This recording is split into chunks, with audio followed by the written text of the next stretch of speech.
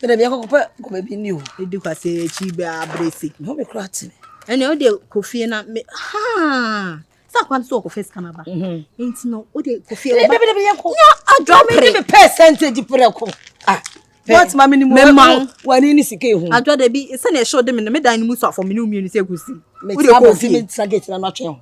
Right na bonten ho. Nkofi. First so me raw bedroom. Nkofi. Me ko yede se bre. Nkofi. Ba me yanko ne ko pe gale bi so ku ni. Me ko fi ko yede. Me ko di percentage. Obe ha mi o. Na say na be mama. Mama be 3%. Ibi ji waju po ma fear de 30%. E fear de no ma me 5. 1.5 am ma wo. Ada oda. Me ma 5. Wo ma asenye on. O de me ma 4. E ye twa so. O de enye 5, enye 5. E wo de woni briska papa woni kan wo scam papa. Like dey fi ma Adjoa prima, Adjoa Holland. Adjoa papa bi original. The one and only Adjoa. Let's go. Let's go.